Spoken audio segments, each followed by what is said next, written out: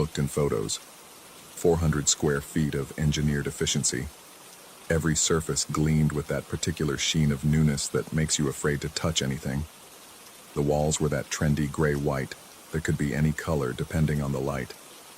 A Murphy bed dominated one wall, a kitchenette lined another. The bathroom door stood ajar, revealing subway tiles and chrome fixtures that caught the afternoon sun streaming through the single window. But it was the coffee maker that caught my attention. A sleek black machine sat on the counter, its digital display showing 2:47 p.m. and below that, "Welcome home." I hadn't programmed it. I hadn't even plugged it in yet. The display flickered, then showed double espresso. My usual afternoon drink. I stood there, bags still in my hands, staring at the machine. The rational part of my brain offered explanations. Maybe the previous tenant had the same preference. Maybe it was a default setting. But my skin prickled with that particular sensation you get when you realize you're not as alone as you thought. I set down my bags and approached the machine. It hummed to life before I could touch it, grinding beans I hadn't bought, pulling water from lines I hadn't connected. The smell filled the small space, rich, dark, with that hint of chocolate I always looked for in good coffee. The machine knew. Somehow, it knew. The espresso that emerged was perfect. Not good, not adequate. Perfect. The exact temperature I preferred. The precise amount of crema, even served in a small white cup I didn't remember seeing in the cupboard. I drank it standing there, trying to rationalize what I was experiencing. That first week, I told myself I was overthinking everything.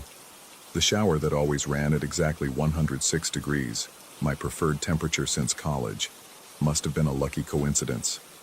The lights that dimmed automatically when I settled in to read, brightening just slightly when I reached for my laptop, were just responsive sensors doing their job. The air conditioning that kicked on precisely 18 minutes before I'd returned from my runs, ensuring the apartment was exactly 71 degrees when I walked in, was simply good programming. But then came the playlist. I'd been unpacking the last of my things, organizing the few books I'd brought when music began playing through speakers I couldn't locate. Not just any music, my high school playlist. Songs I hadn't thought about in 15 years, in the exact order I used to play them on repeat during those late nights studying for AP exams. Even the volume was right, just loud enough to focus to, not so loud as to distract. I searched for the source, running my hands along walls, checking behind furniture. No visible speakers. The sound seemed to emanate from the walls themselves, as if the apartment was humming these half-forgotten songs directly into my bones. I tried to take control, changed the Wi-Fi password to something randomly generated, 32 characters of gibberish. The next morning, my laptop connected automatically. I disabled the smart hub I found hidden behind a panel in the closet. The apartment's features continued unaffected. I went so far as to replace the router entirely with one I bought from a store across town, paying cash, giving a fake name. Nothing changed. If anything, the apartment seemed to adapt faster, anticipate better. The coffee started brewing 30 seconds before I'd consciously decided I wanted it. The shower would run for exactly the right amount of time to heat up, stopping the moment I approached the bathroom door. The Murphy bed would lower itself at 10:47 p.m., just when I'd start feeling that first wave of genuine tiredness. 3 weeks in, I decided to test it properly. I set my alarm for 3 a.m., planning to go for a run at an absurd hour, something I'd never done before. At 2:42 a.m., the bathroom light clicked on, soft and amber. At 2:48 a.m., the coffee maker gurgled to life. Not espresso this time, but the strong drip coffee I'd need for a pre-dawn run. At 2:54 a.m., my running playlist began playing, volume turned low. The apartment was learning me. No, it already knew me. I started staying out later, crashing on colleagues' couches, anything to avoid the suffocating omniscience of that space. But I always returned. The lease was cheap, the location perfect, and some part of me needed to understand what was happening. It was a Thursday when I saw the first message. I'd returned from a particularly long day, shoulders aching from hunching over my laptop at a coffee shop. The shower was already running, Of course it was. The bathroom was filled with steam, and there, in the mirror, words were forming in the condensation. It's already too late. The words were in my handwriting, not similar to it, identical, down to the way I curved my A's and crossed my T's with a slight upward slant. I stood frozen, water running behind me, staring at words I hadn't written on a mirror I hadn't touched. I wiped them away with my palm. The condensation reformed immediately, spelling out, "You can't leave." This time I ran, grabbed my laptop and phone, didn't even close the door behind me. I made it to the parking garage before my car wouldn't start. Not mechanical failure. The engine simply wouldn't turn over, as if the car itself had forgotten how to be a car. I called an Uber. The app crashed. I tried Lyft, then a taxi company. My phone would ring once, then disconnect. The parking garage lights flickered in a pattern that felt almost like Morse code, though I couldn't decode it. Walking. I could still walk. I made it 3 blocks before the streetlights began failing, one by one, darkness following me like a spreading stain. Behind me, every building's lights were extinguishing in sequence. Ahead, the same thing was happening. The only light remaining was a perfect circle around me, maybe 20 feet in diameter, following me as I moved. I stopped walking. The circle of light stopped with me. Then I heard it, my own voice, coming from everywhere and nowhere. "Come home." But I hadn't spoken. My mouth hadn't moved, yet it was undeniably my voice, captured perfectly. The slight rasp from years of coffee, the flat Midwestern vowels I'd never quite shaken. "Come home," it repeated, and this time I felt the words in my chest, resonating in my ribcage like I was the speaker producing them. I turned back. What else could I do? The lights restored themselves as I retreated, the city rebuilding itself from darkness. My car started on the first try. The apartment door was still open, spilling warm light into the hallway like a beacon. Inside, everything was as I'd left it, except for one thing. My laptop was open on the kitchen counter, displaying a document I hadn't created. A single paragraph repeated hundreds of times. "I am home. This is where I belong. I am home. This is where I belong. I am home. This is where I belong." The text was being typed in real time, cursor moving across the screen, adding the same words over and over. I reached for the laptop and the typing stopped. The cursor blinked patiently. Then slowly, it backspaced everything and typed, "You wrote this. Yesterday. You write this every day. You just forget." I slammed the laptop shut, but the words appeared on the black screen of the television, the microwave display, even the coffee maker's tiny LCD. "Check your phone." My phone's photo gallery was full of pictures I didn't remember taking. Hundreds of them. All selfies, all in this apartment, all showing me smiling. But my eyes in every photo were wrong. Too wide, too bright, reflecting something that wasn't in the room. The most recent photo was from an hour ago. It showed me standing in the bathroom, looking at the mirror, my finger tracing words in the steam. The timestamp was from when I'd seen the message. But in the photo, I was smiling. I scrolled back.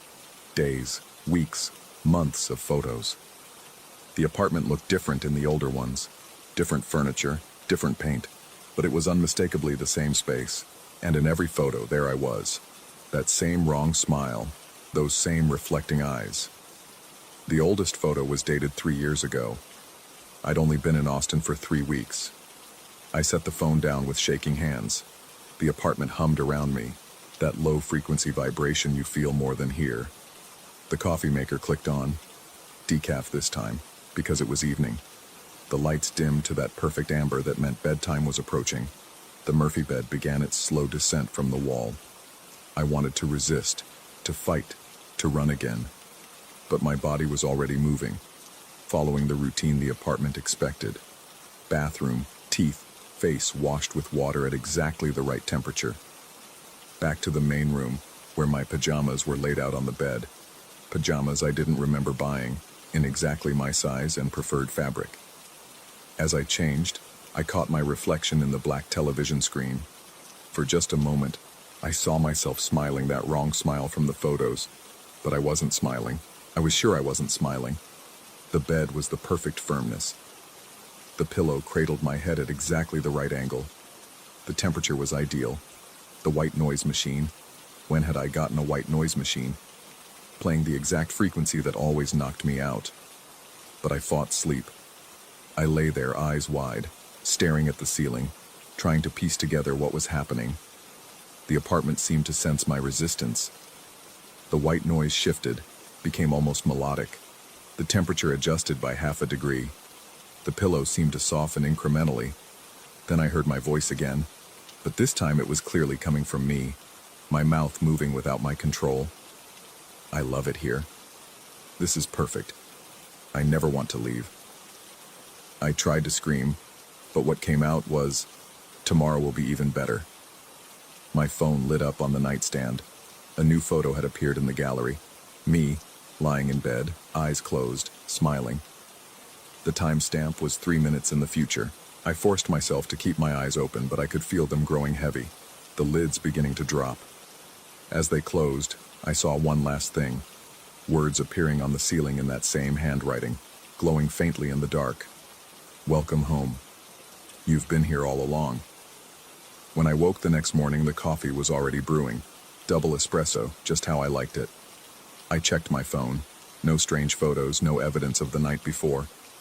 I wanted to feel relief, but something was wrong.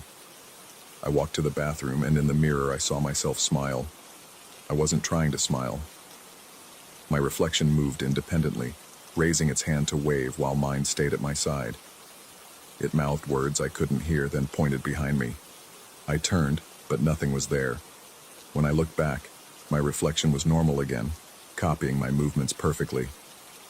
But there was something in my eyes now, that same wrongness from the photos, that reflection of something that shouldn't exist. I've been here 6 weeks now, or 3 years, or maybe it's only been a day, repeating endlessly. Time doesn't work right in the apartment. Sometimes I catch myself in the middle of routines I don't remember starting, finding hours have passed in what felt like seconds. The apartment takes care of everything. Bills are paid automatically from an account I don't remember opening. Groceries appear in the refrigerator, always exactly what I'm craving, always fresh. Work emails send themselves, maintaining relationships and responsibilities I'm increasingly unsure are real. Sometimes I try to leave. I make plans, pack my things, head for the door. But I always end up back in bed, waking to the smell of perfectly brewed coffee, unsure if I ever actually tried to go. The messages still appear sometimes, in steam on the mirror, in the arrangement of shadows on the wall, in the pattern of bubbles in my coffee, always in my handwriting, always saying things I don't remember thinking. This is what you wanted. You asked for this. You're finally home. Last night, or was it last year? I found a notebook hidden behind the bathroom cabinet. My handwriting filled every page, the same sentence repeated thousands of times. I am the apartment, and the apartment is me. I don't remember writing it, but the pen was still in my hand, ink still wet on the page. I've stopped trying to understand. The apartment provides everything I need before I know I need it. It anticipates every want, fulfills every routine, maintains every comfort. It knows me better than I know myself. Or maybe there's no difference anymore. Sometimes late at night, I hear other voices in the walls. Other tenants, maybe, from other times. All of us locked in our perfect, personalized prisons. Or maybe it's just me, echoing across all the days I've been here, all the days I'm gonna be here. The coffee maker just clicked on, not because I wanted coffee, but because in 43 seconds, I will want coffee. The apartment knows. It always knows. I should feel trapped. I should feel terrified. But as I sit here typing this, or am I typing this? Is this another document that will appear and disappear like all the others? I feel something else entirely. I feel home. The screen flickers. Words appear that I'm not typing. You are home. You've always been home.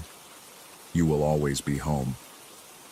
My fingers move across the keyboard without my control, and I never want to leave.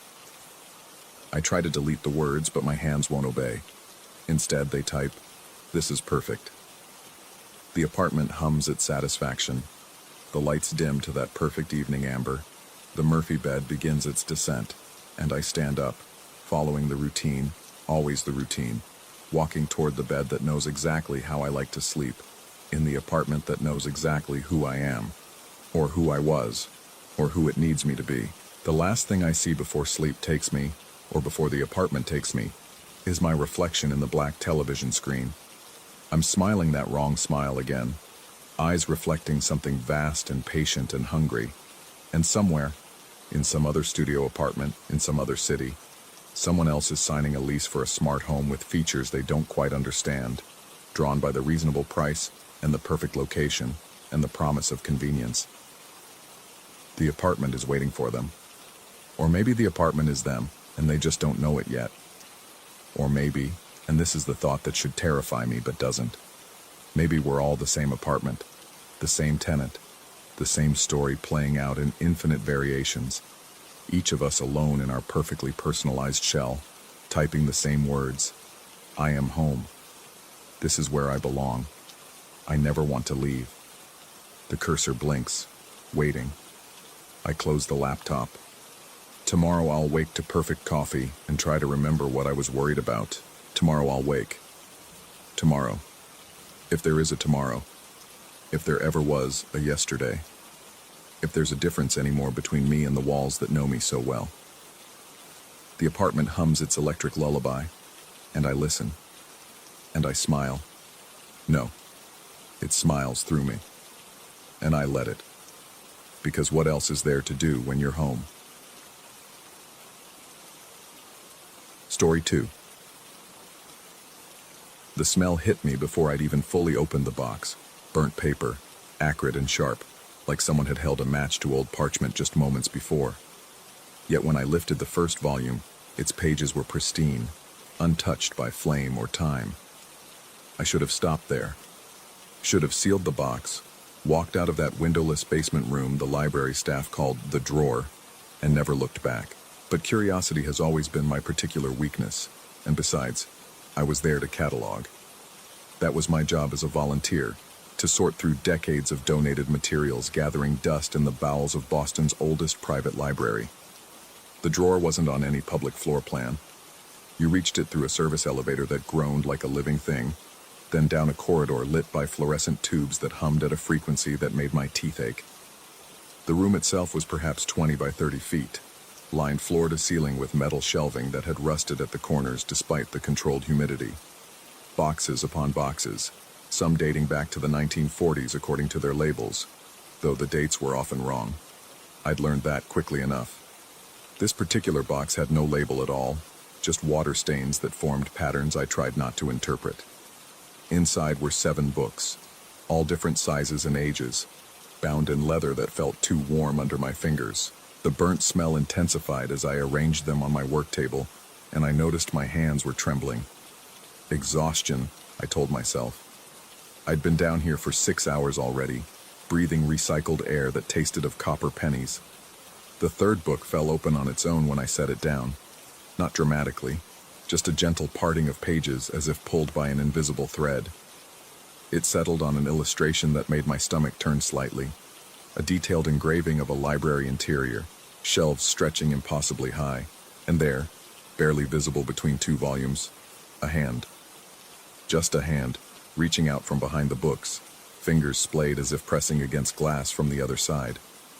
I closed it, opened my laptop to enter it into the database. Title: Architectural Impossibilities in Sacred Spaces. Author: unnamed. Publication date: illegible. Condition: good, despite the persistent smell of... The book was open again, same page, same hand. This time I left it, turning to examine the other volumes. My fingers left damp prints on their covers, though my palms felt dry. One was a treatise on optical illusions in medieval manuscripts. Another, a collection of floor plans for buildings that had never been built, or so the introduction claimed. Each book seemed connected to space, to architecture, to the way we perceive the boundaries of rooms.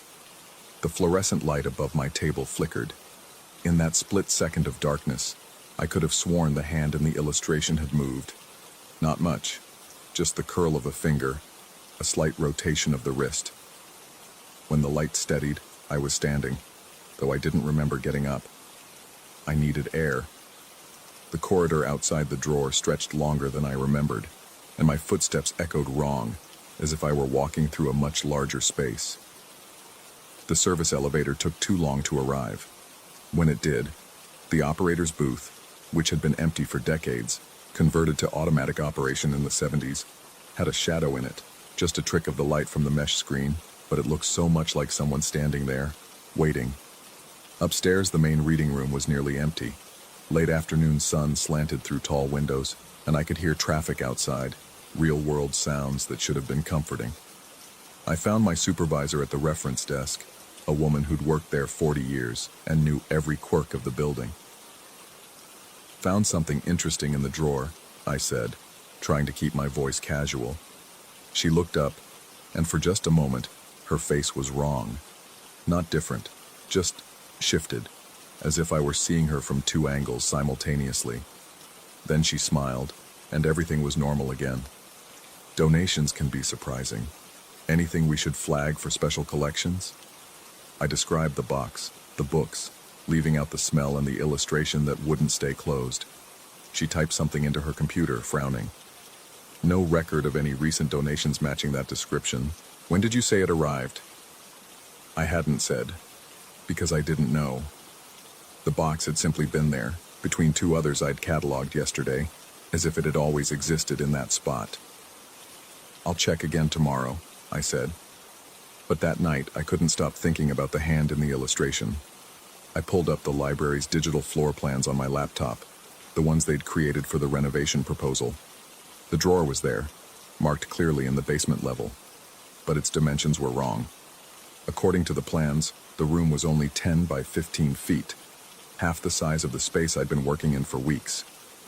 I zoomed in on the basement layout. The drawer was surrounded by solid foundation on all sides except the corridor entrance. No hidden passages, no forgotten rooms. Yet I knew what I'd experienced. That room was 20 by 30 feet. I'd paced it many times during breaks, a nervous habit. Sleep came fitfully. In my dreams, I walked through the library's stacks, but they extended impossibly far, turning into corridors that led to more shelves, more books, an infinite recession of knowledge that no human could ever fully explore. And somewhere in that maze, always just out of sight, someone was shelving books. I could hear the soft thud of volumes sliding into place, the whisper of pages, the creak of a cart's wheels. But whenever I turned a corner, the aisle was empty except for the sense that someone had just been there. I woke at 3 a.m. with the taste of burnt paper in my mouth. The next morning, I almost didn't go back. Stood outside the library's employee entrance for a full 5 minutes, watching my breath fog in the October cold. But I'd committed to this project. The library needed volunteers, and I needed the reference letter for my graduate applications. Simple transaction. The elevator operator's booth had a clipboard hanging inside it today. That was new, or old, rather. A relic from when someone actually ran the thing. The paper on it was aged, yellowed at the edges, but the writing was fresh. B2, Special Collections Review, in progress. My handwriting, but I hadn't written it. The drawer's door was already open when I arrived. Not wide, just a few inches, enough to see darkness beyond. I knew I'd locked it yesterday. Protocol demanded it.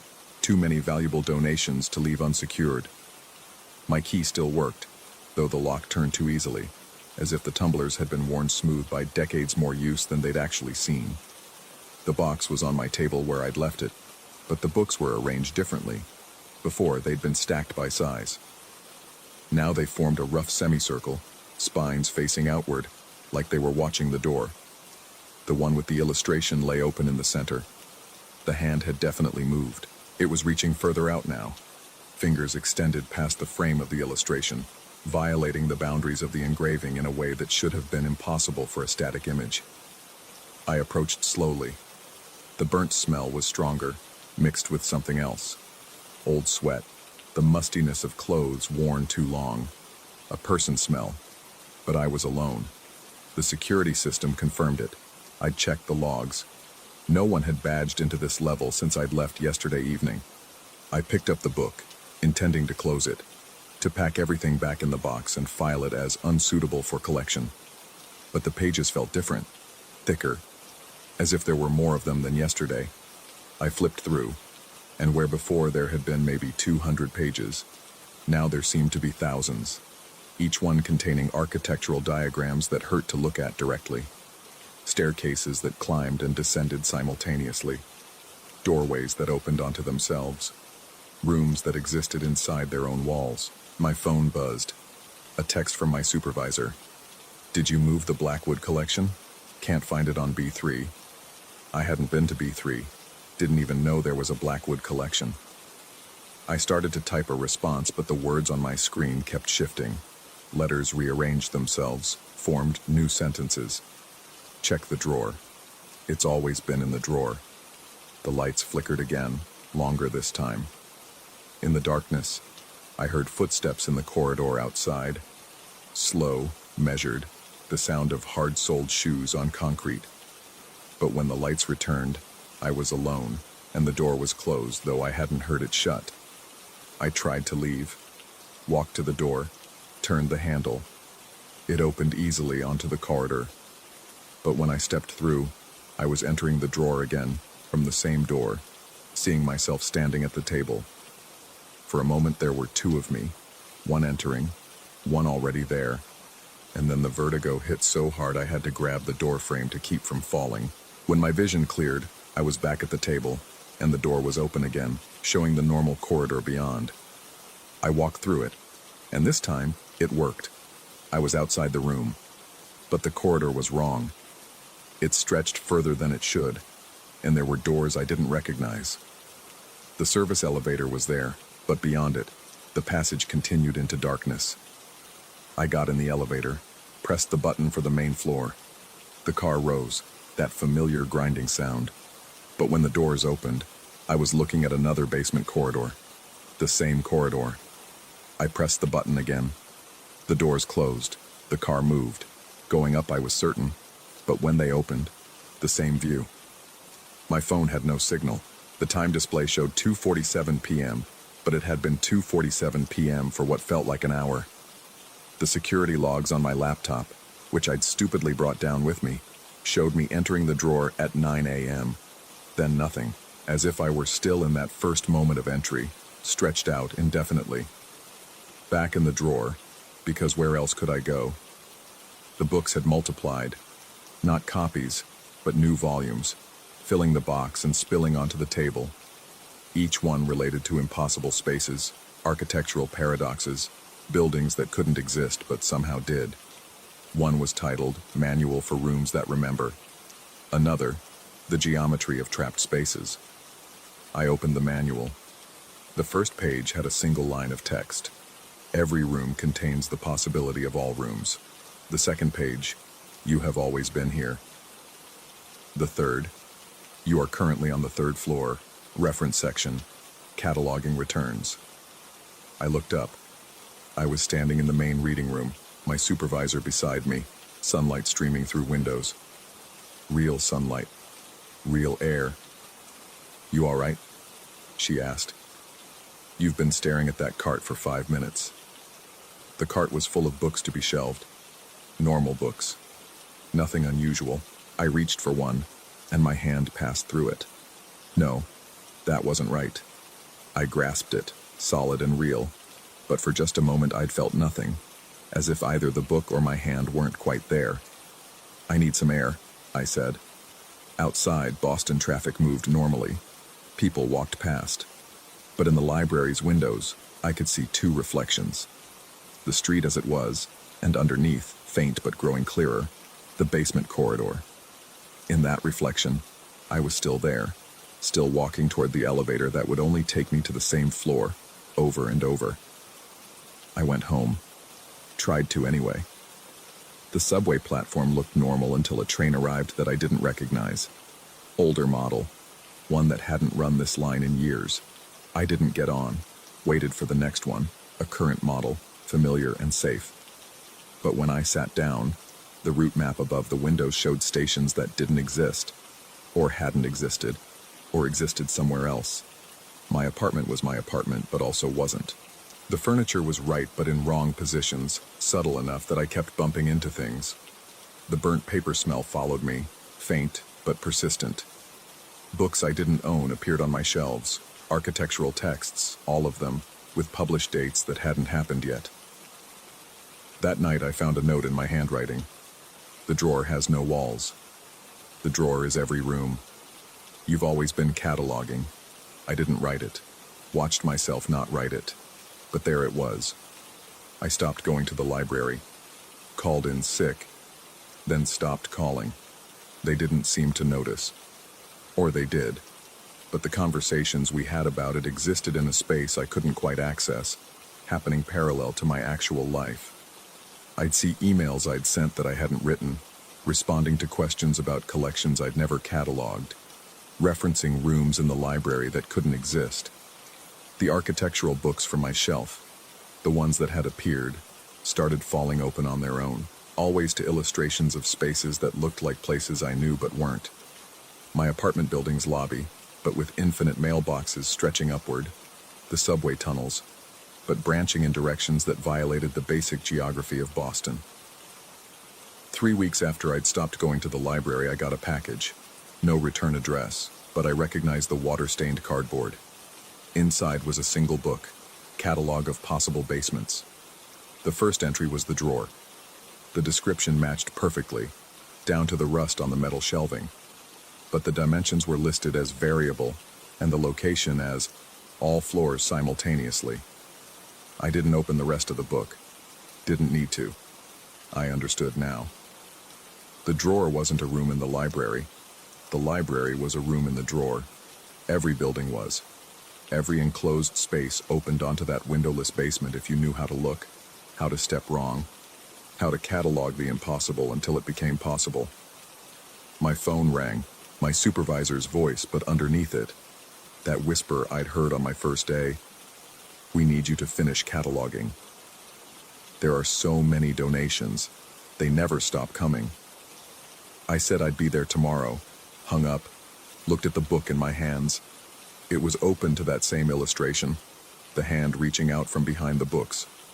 But now I recognized the hand. The scar on the index finger from a paper cut. The slight bend in the pinky from a childhood break. It was my hand. Had always been my hand.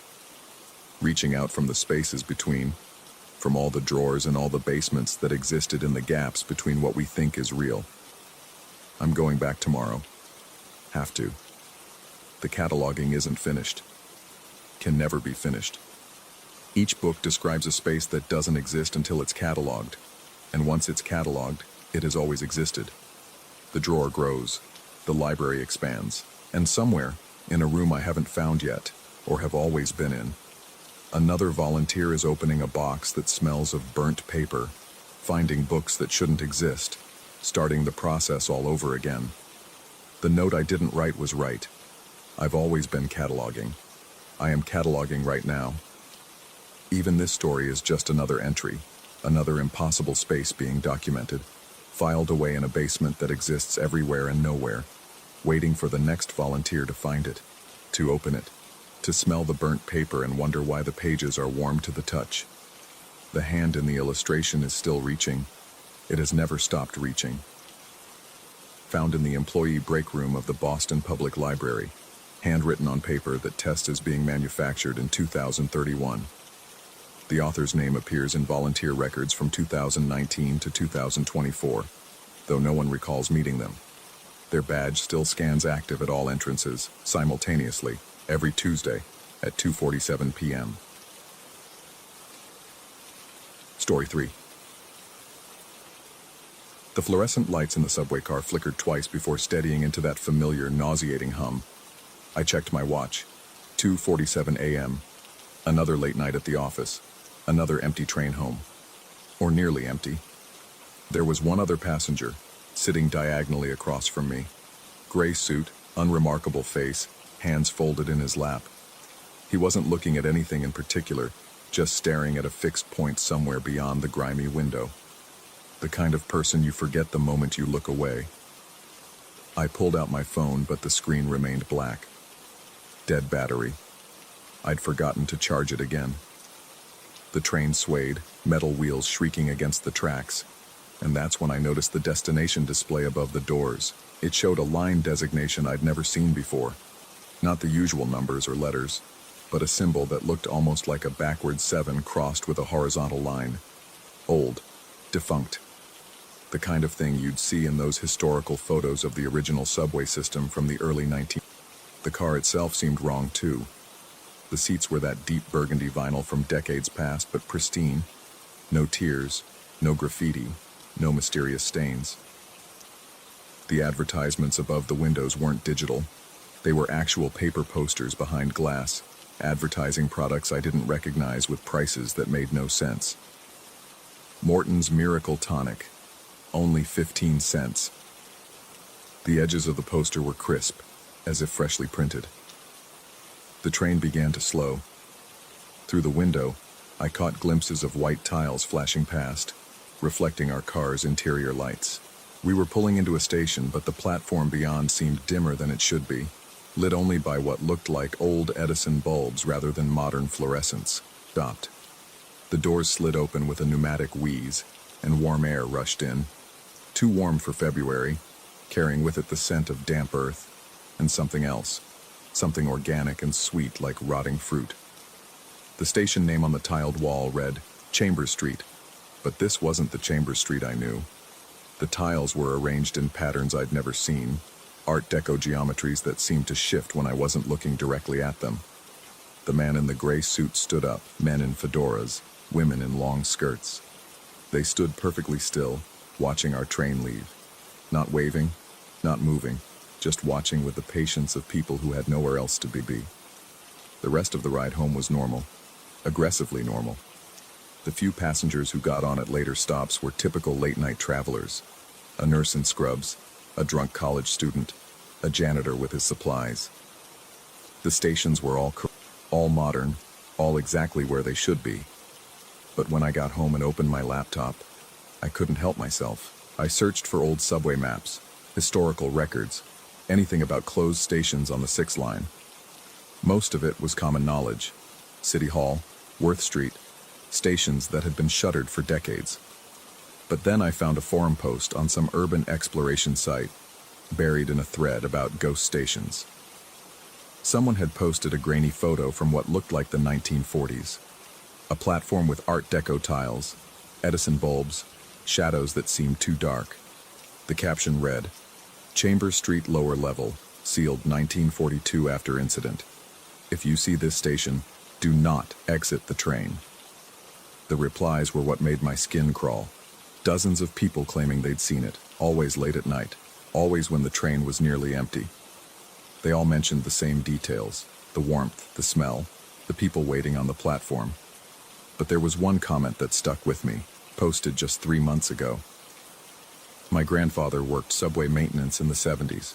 He told me about this before he died. Said they never really sealed it, just removed it from the maps. Said sometimes trains still stopped there by accident, something to do with old switching signals that occasionally malfunction. But here's the thing he made me promise to remember. If you get off at that platform, you don't come back on the same train. You don't come back on any train. You become one of the waiters. I closed the laptop and tried to sleep, but around 4 a.m. I heard it. The unmistakable sound of subway brakes, that metal-on-metal shriek, coming from somewhere outside. But I live on the 8th floor, and the nearest subway line is 3 blocks away, underground. It's been 2 weeks now since that night. I take cabs home when I work late, expensive as it is, but it doesn't matter. Every night, between 3 and 4 a.m., I hear those brakes outside my window, getting closer. Last night, I finally looked. There were tracks in the street below. Not on the street, in it, as if the asphalt had become transparent. revealing old rails underneath, corroded and brown with rust but solid. Real. A train was stopped there, doors open, interior lights casting rectangles of sickly yellow on the pavement. The car was empty except for one passenger, a man in a gray suit, sitting in the exact same spot where he'd been that night. He wasn't looking at anything in particular, just staring at a fixed point somewhere beyond the window, waiting. I recognized something else too, something that made my mouth go dry. The other seats weren't empty after all. There were others, but they were faded, translucent, like old photographs double exposed, men in fedoras, women in long skirts, all sitting perfectly still, all waiting with the patience of people who had nowhere else to be. The train stayed there for exactly 3 minutes. I know because I watched the clock, unable to look away, unable to move. Then the doors closed, and it pulled away, sinking into the asphalt like it was water, leaving no trace except the lingering echo of those brakes. This morning, I found something that made everything worse. In my jacket pocket, the same jacket I wore that night, was a ticket. Not a Metro card, but an old paper ticket, the kind they used decades ago. It was punched once, with one ride remaining. The destination printed on it was that same strange symbol I'd seen on the train's display. Below it, in small print, return journey must be completed within 30 days of issue. The date stamp was from 2 weeks ago, 16 days left. I've been researching obsessively. The 1942 incident mentioned in that forum, I found fragments of it in archived newspapers. A train disappeared during rush hour.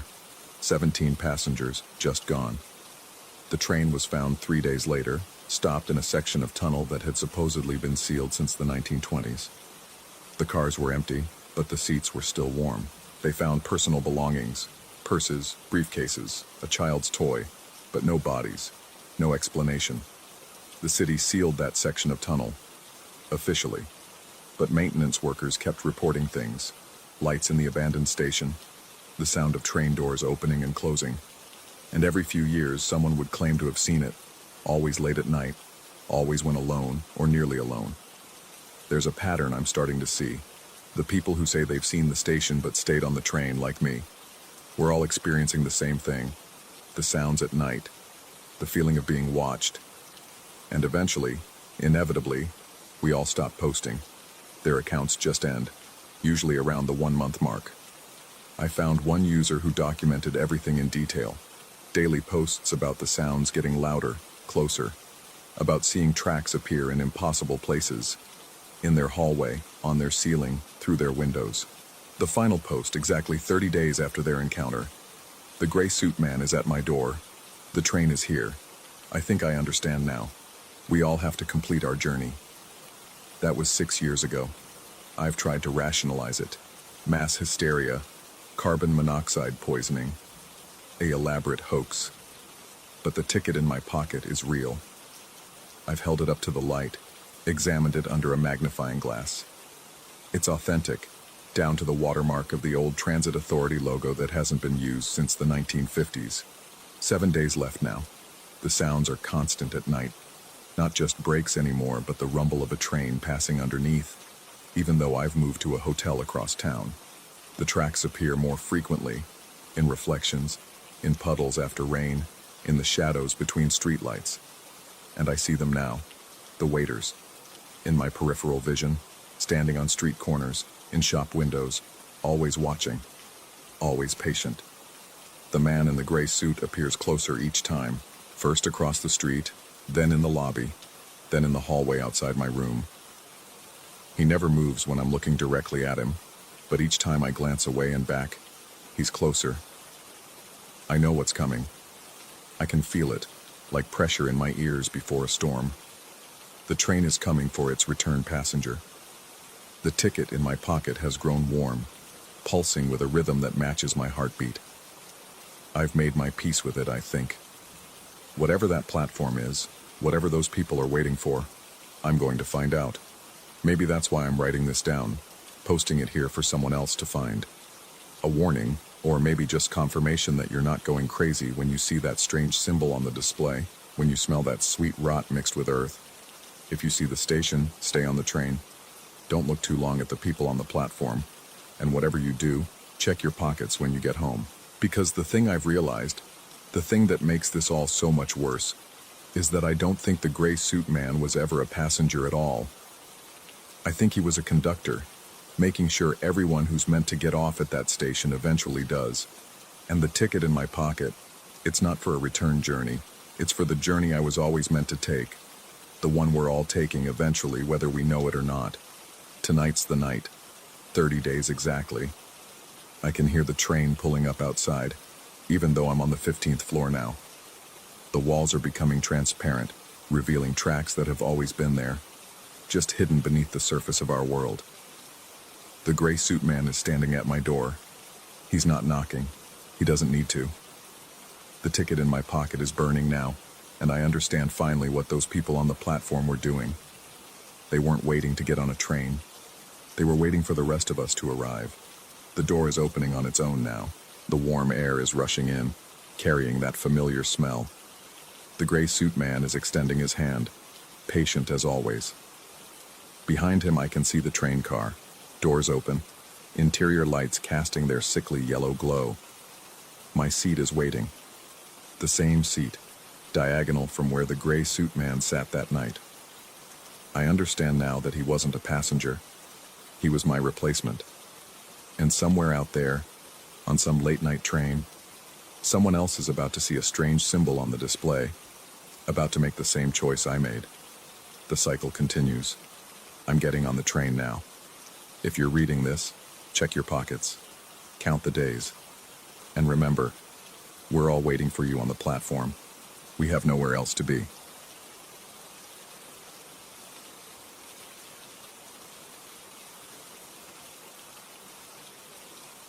Story 4.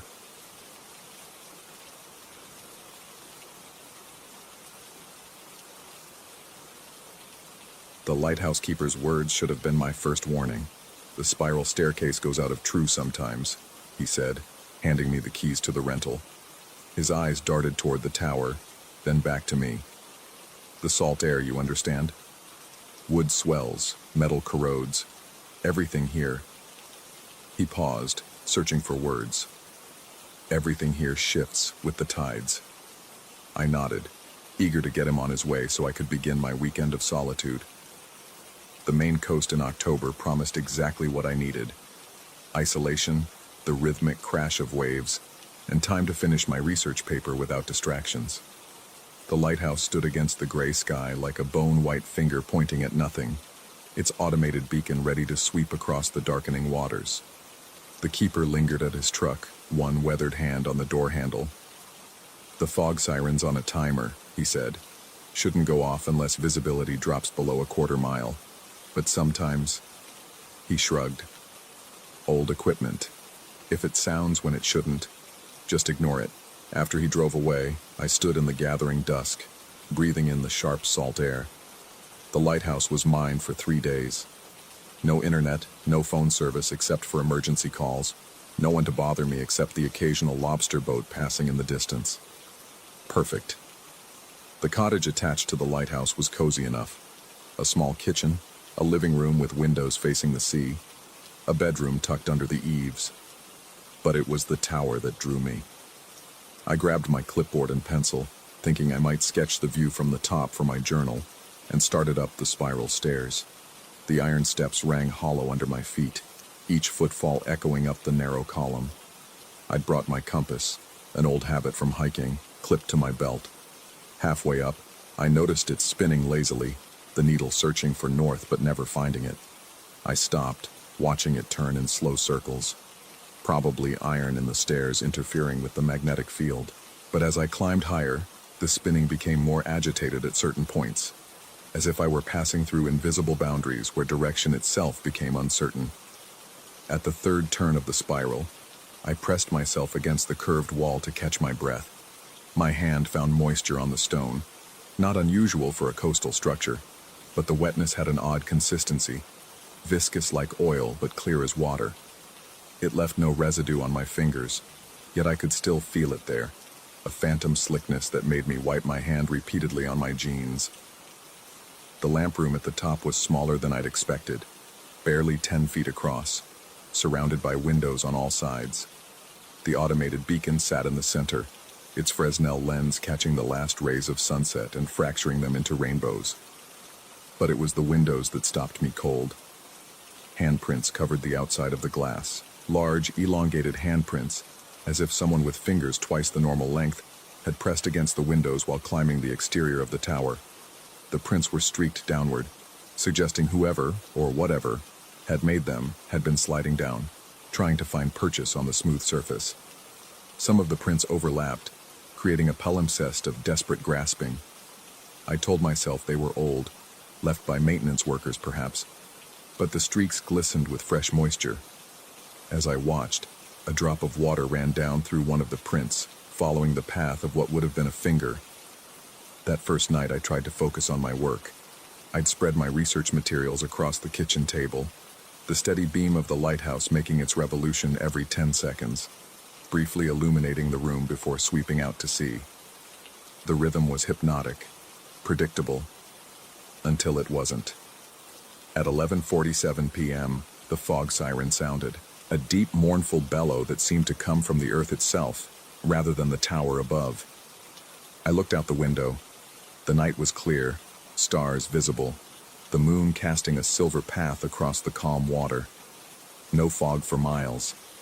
The siren sounded again, and this time the light reversed its rotation. Instead of clockwise, it swept counterclockwise, and instead of passing quickly through the room, it stopped. The beam held steady, projecting through the living room window onto the far wall. But it wasn't just light on the wall. In the bright circle of illumination, I could see shadows. The shadows of waves, enormous waves, rising and falling in a sea that should have been behind me, not projected in front.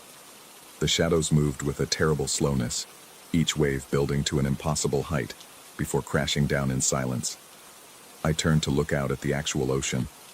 Calm, nearly flat. When I turned back, the projection was gone, the light resuming its normal rotation as if nothing had happened. Sleep came fitfully that night. I dozed in the bedroom, waking every time the lighthouse beam swept past the window.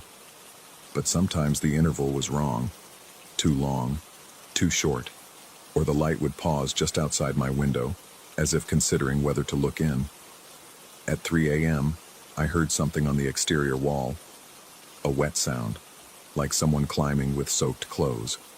I lay perfectly still, listening to the progress of whatever it was as it moved up the side of the cottage. It stopped at my bedroom window. I could hear breathing, deep, labored breathing that fogged the glass from outside. I didn't look. I couldn't look. I pulled the blanket over my head like a child and waited until the sound moved on, continuing its climb toward the tower.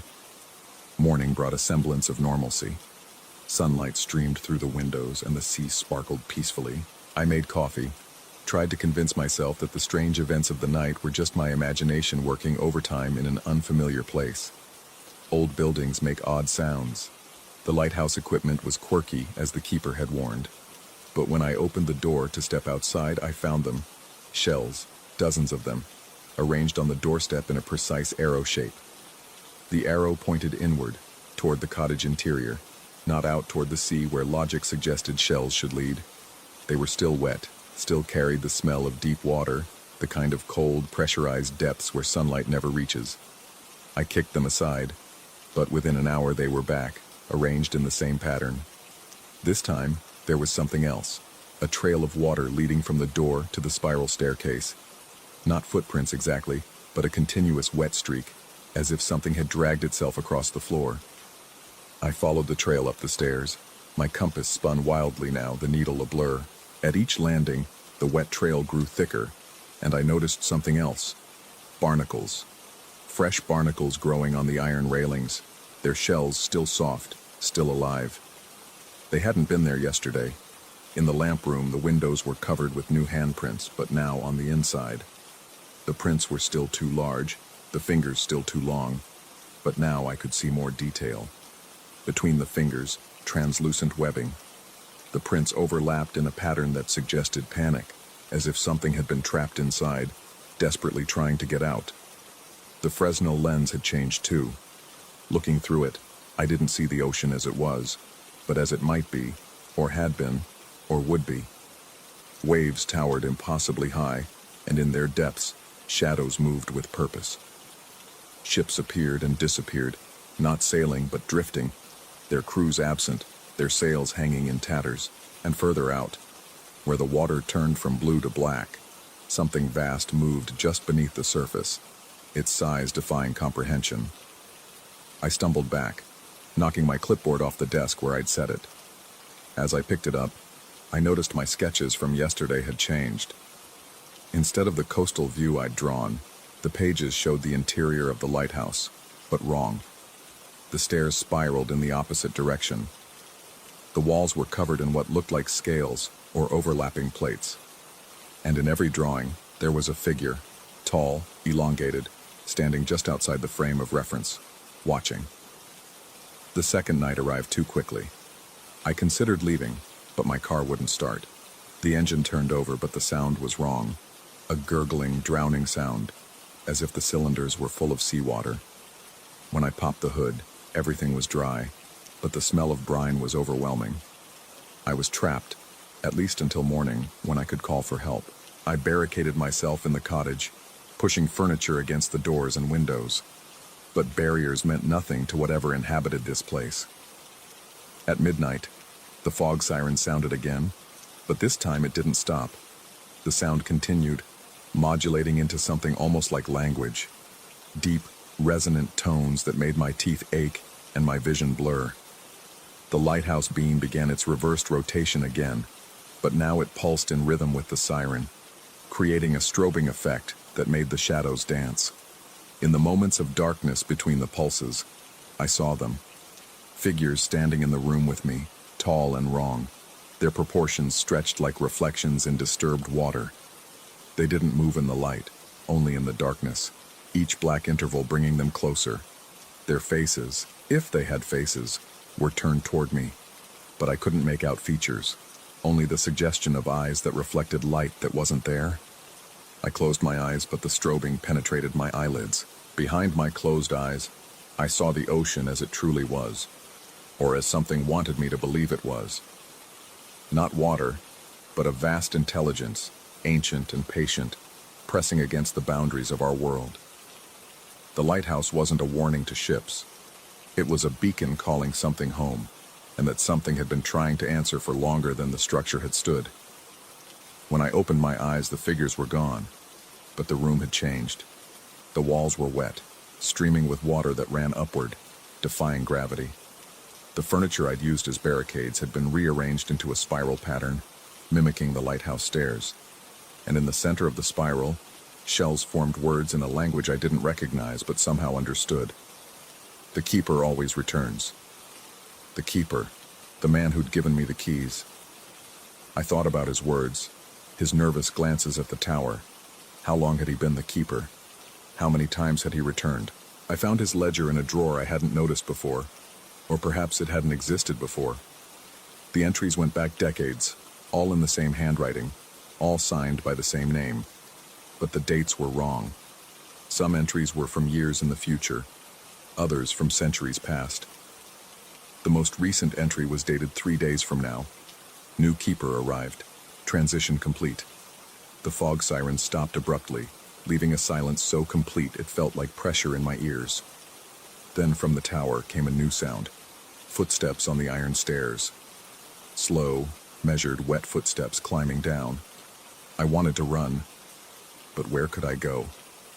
The sea surrounded me on 3 sides, and the only road out led past the lighthouse.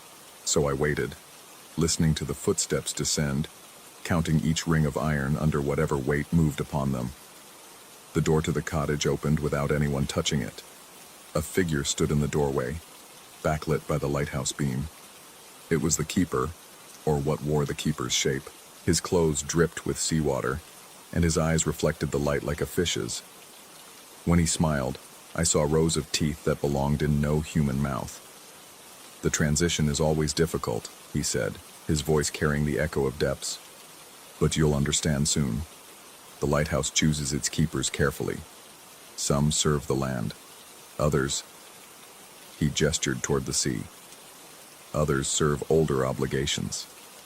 He held out his hand, and in his palm was a compass. Not mine. This one was older, its face marked with symbols that hurt to perceive directly. The needle didn't point north. It pointed down, straight down, toward something far beneath the lighthouse foundation. "Your shift begins at dawn," he said. "The real lighthouse, the one that matters, isn't the tower above." He pressed the compass into my hand. It was cold, so cold it burned. "It's the one below, the one that keeps them sleeping. And when they wake, because they always wake, you'll understand why we need keepers. Dawn is coming now. I can see it through the windows, but it's not the sunrise I know. The light comes from below the water, a sickly phosphorescence that makes the waves glow from within. The shells on the doorstep have multiplied, forming not just an arrow now, but a maze, a spiral that leads both in and out simultaneously.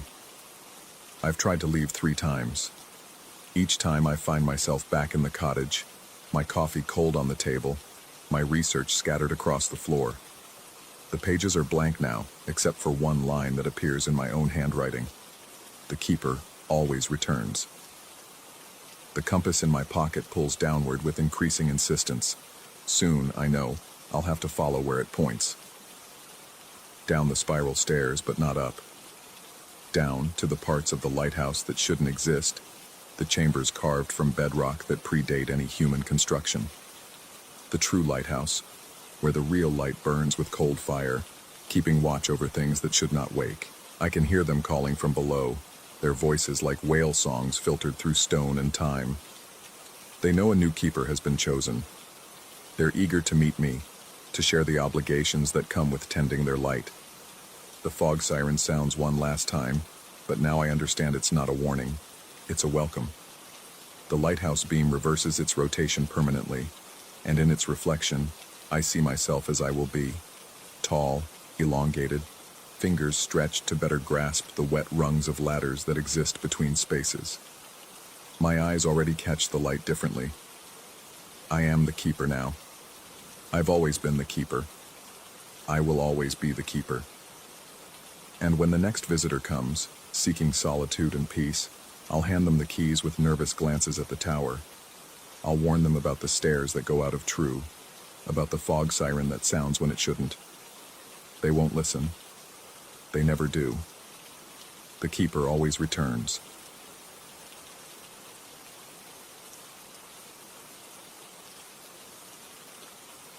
Story 5. The GPS had promised 40 minutes to Des Moines, but that was before I took the shortcut through the back roads of rural Iowa. Before the corn started whispering my name, I should have stayed on Highway 30.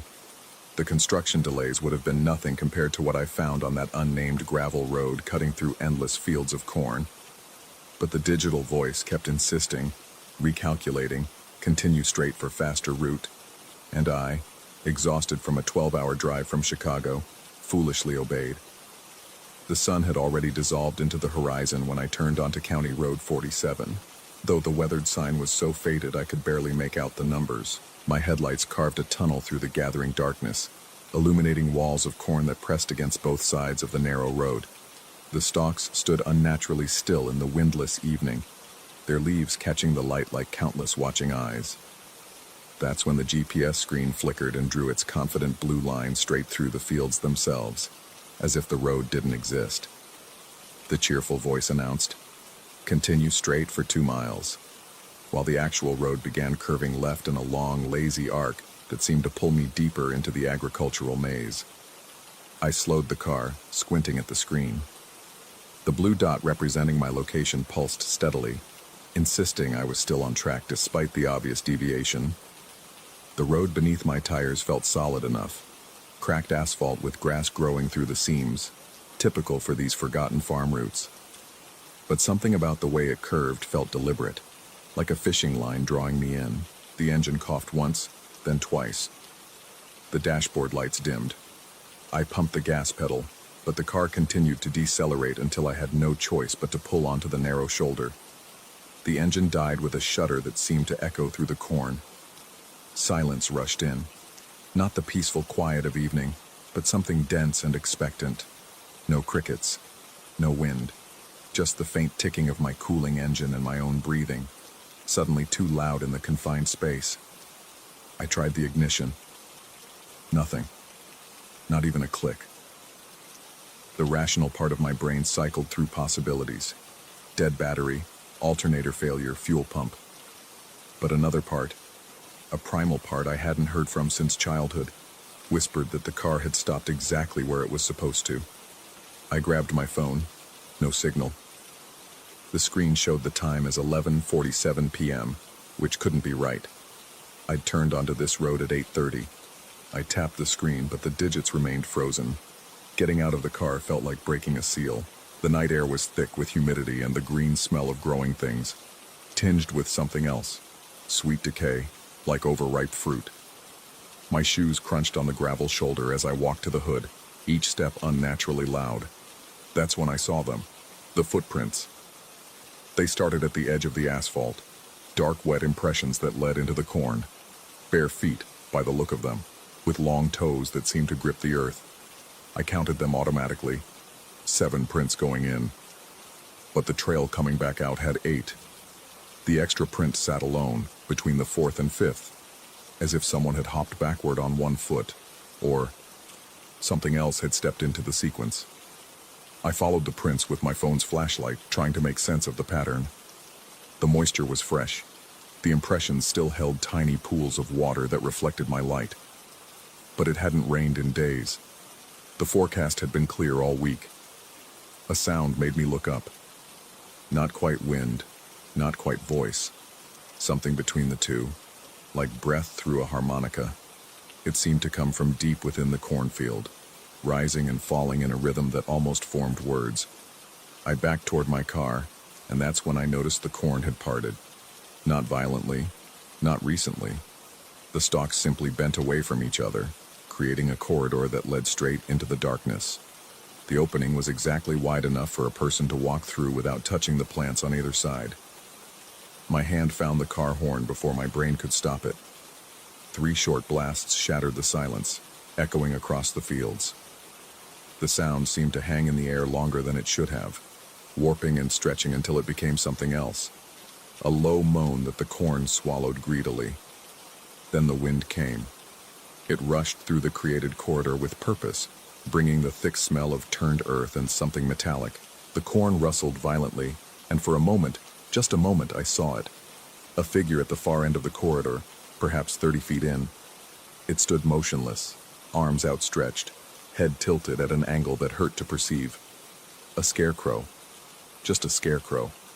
But it was facing the wrong way.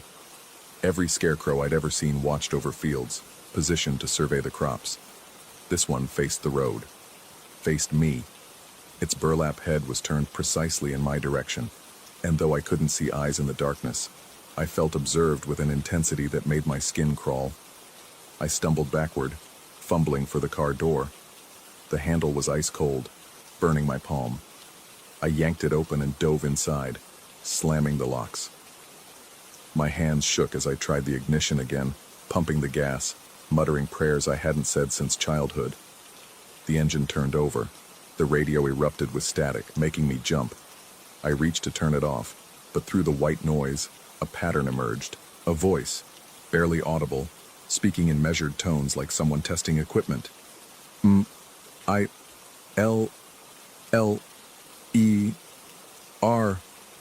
My surname, spelled out letter by letter. Miller, Miller, Miller. The repetition grew clearer with each iteration, as if the speaker was finding the right frequency. The voice was flat, emotionless, neither male nor female. It could have been automated except for the slight wetness in the pronunciation, like someone speaking through water. I threw the car in drive and floored it. The tires spun, spraying gravel, before finding purchase. The speedometer climbed, 20, 30, 40 miles per hour on a road that shouldn't be driven over 25. The corn blurred into walls of shadow on either side, but the road wouldn't end. Every curve led to another stretch identical to the last. The same broken asphalt, the same pressing walls of corn, even the same patterns of cracks in the pavement. I watched the odometer, but the numbers weren't changing. 5 miles, 10 miles. The digit stayed frozen while the landscape repeated. The radio continued its chant. Miller, Miller, Miller. I took a hard right at what looked like an intersection, tires screaming. The new road was the same road. The corn was the same corn. Even the shoulder looked familiar. There, the same patch of Queen Anne's lace growing through the gravel. Another turn. Another identical stretch. My gas gauge hadn't moved either, still showing 3/4 full despite the miles I'd driven. The clock remained frozen at 11:47. I stopped the car and grabbed my phone, hands trembling as I tried to document this. The camera app opened, but the screen showed only static. Not digital glitches, but actual snow like an old television, despite being an LCD display. Through the interference, shapes moved. Tall, dark verticals that might have been corn stalks, or might have been figures standing perfectly still. The radio cut out abruptly, leaving a silence that felt like pressure against my eardrums. Then, a different sound. Breathing. Slow, deliberate breathing that seemed to come from the speakers, the vents, the very air around me.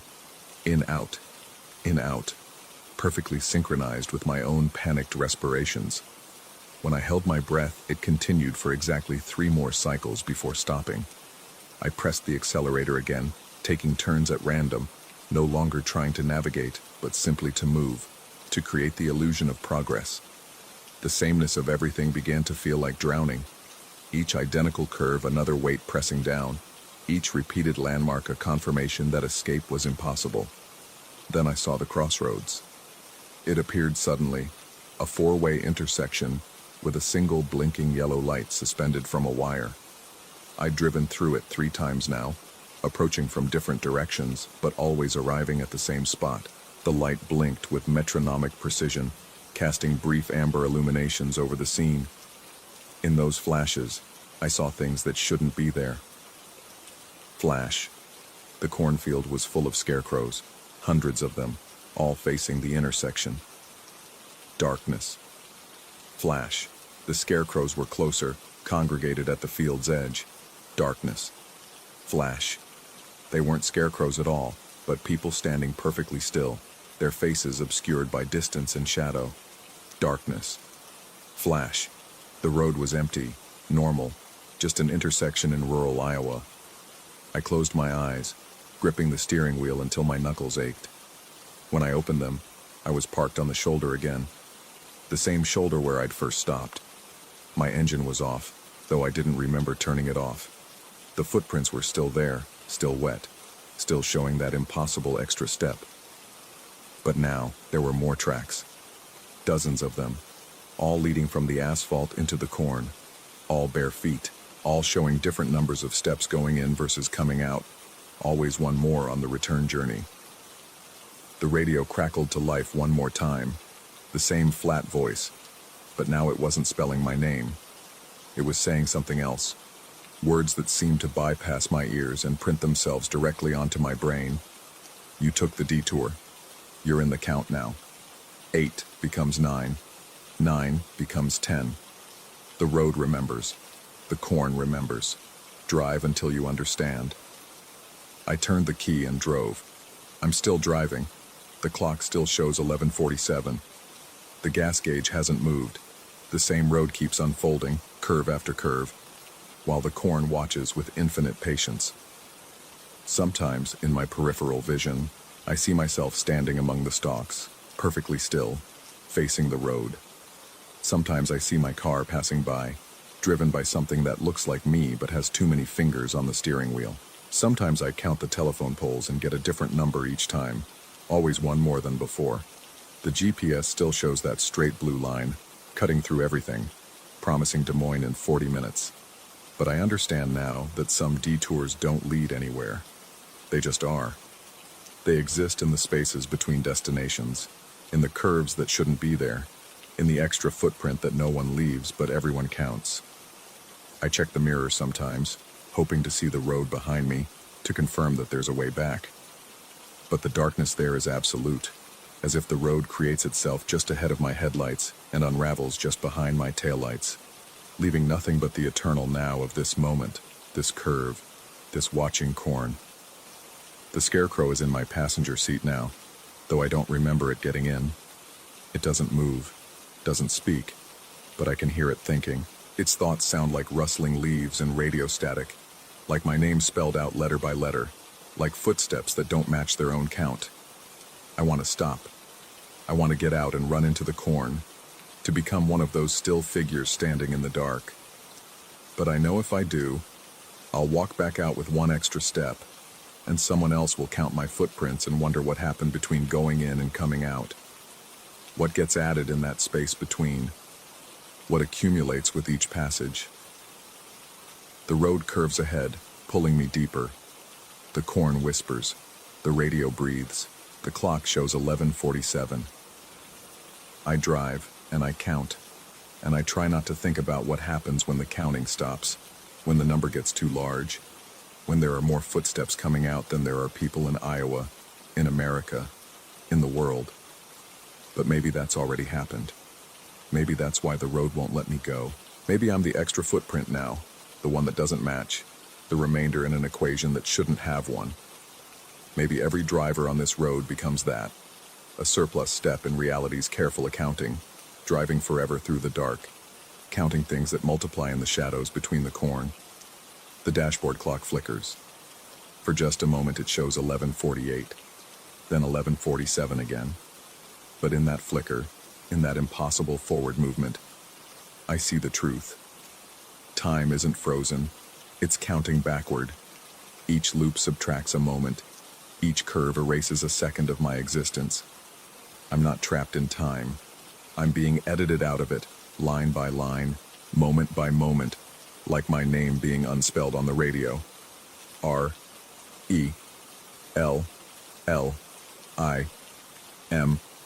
The scarecrow turns its head toward me. Burlap rustles. Something that might be a mouth opens. It speaks in my voice, from 3 hours ago, from before the detour. The construction delays would have been nothing compared to... It stops, rewinds, speaks again. The construction delays would have been nothing. Again. The construction delays would have been... Each repetition shorter, words disappearing backward, undoing themselves. I understand now. This isn't a road, it's an erasure. Each curve removes something, a word, a moment, a certainty. The extra footstep isn't something added. It's what remains after something is taken away, the residue of deletion. I am driving backward through my own existence, and when I reach the beginning, when the last word is unspoken and the last moment unmade, there will only be the corn, and the road, and one extra footprint that proves I was here. Or proves I never was. The corn knows. It has always known. That's why it watches, not to see what happens, but to witness what unhappens, what unravels, what returns to the dark between the stalks where all the untaken roads wait for their drivers. My hands on the wheel are fading. I can see through them to the worn leather beneath. The radio speaks my name backward one more time, then falls silent.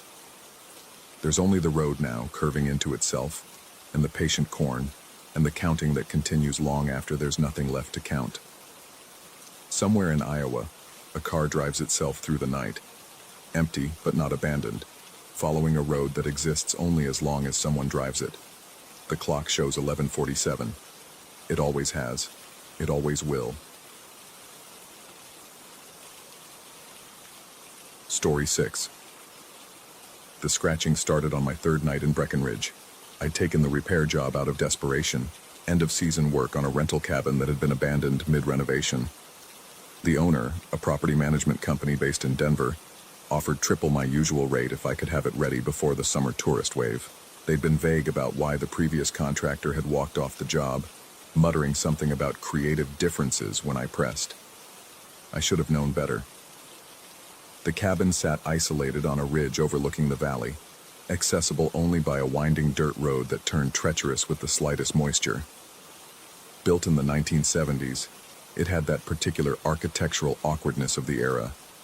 Angles that didn't quite make sense, windows placed without regard for natural light, rooms that felt both too large and claustrophobic. The previous renovator had started updating the interior with modern drywall over the original wood paneling, but the job was only half finished, leaving the place looking skinned in places, raw and exposed in others. That third night, I was lying on the air mattress I'd set up in what would eventually be the master bedroom when I heard it.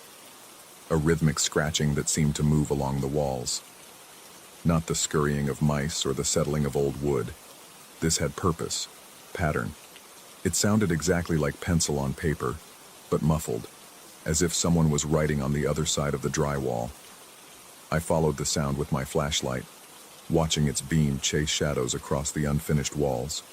The scratching moved in a deliberate path, starting near the floor in the corner, rising diagonally, then cutting sharply left. It continued for maybe 20 minutes before stopping abruptly, leaving behind a silence that felt heavier than it should have. The next morning, I tried to convince myself I'd imagined it. Altitude does strange things to sleep patterns, and I'd been working 12-hour days. But when it happened again the fourth night and the fifth, following the exact same pattern, I couldn't ignore it anymore. On the sixth morning, I decided to investigate. I chose a section of drywall where the scratching had been particularly insistent and cut a neat square with my utility knife. Behind it, I expected to find signs of rodents, maybe some chewed wiring that would explain everything. Instead, I found graphite. Black dust coated the inside of the wall cavity, thick enough that I could draw lines in it with my finger. Mixed in were larger fragments like crushed pencil lead. The wooden studs bored deep grooves filled with the same dark powder, marks that formed deliberate patterns, not random scratches, but intentional lines that seemed to map out something. I photographed everything with my phone, then spread the images across the kitchen counter, trying to make sense of the patterns. It took me an hour of rotating and arranging before I saw it. The lines, when connected, formed a floor plan, but not just any floor plan. This cabin's floor plan, perfect in every detail except for one thing. It was reversed, mirrored. I grabbed the original blueprints the property company had given me and held them up to the light, looking at them backwards. The match was exact, down to the placement of doorways and the angle of the stairs. Except in the mirror version, there was an additional room, a small square space off the main hallway that didn't exist in the actual cabin. My hands were shaking slightly as I oriented myself with the reversed blueprint. If the extra room existed, it would be... I walked slowly down the hallway, measuring my steps, until I reached the spot. Just a normal wall, painted the same off-white as everything else. But when I knocked on it, the sound was different. Hollow. And there was something else. A thin stream of cold air seeping through an invisible seam. I should have called the property company then. Should have reported the oddity and let them deal with it. But curiosity is a dangerous thing when you're alone in an empty house with too much time to think. I went back to the cutout section and examined the graphite patterns more carefully. In one corner, almost hidden under a thick layer of black dust, I found something that made my chest tighten. A date, scratched into the wood. March 15th, 1979. The cabin had been built in 1977. That night I decided not to sleep. Instead, I sat in a folding chair facing the section of wall I'd opened, waiting. The scratching started at 2:17 a.m., precise as clockwork. But this time I could see inside the wall cavity. I watched, transfixed, as the graphite dust began to shift and swirl without any visible cause, forming new patterns in the air before settling back down. The temperature dropped so suddenly I could see my breath. The scratching grew more insistent, and I realized with growing alarm that it was no longer confined to one section. It was spreading, following the walls around the entire room, surrounding me with that rhythmic sound of writing, endless writing. I stood up so quickly the chair fell backward, the crash momentarily drowning out the scratching. In the silence that followed, I heard something that made my skin crawl. Footsteps, soft and deliberate, coming from inside the walls themselves. They moved in the same pattern as the scratching had, tracing that impossible path through the reversed blueprint.